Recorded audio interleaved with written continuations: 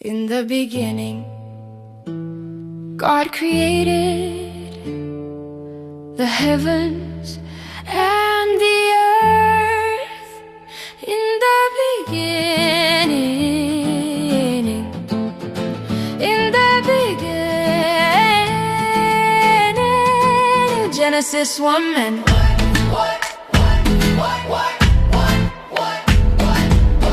in the beginning was the Word, and the Word was with God, and the Word was God. John 1:1.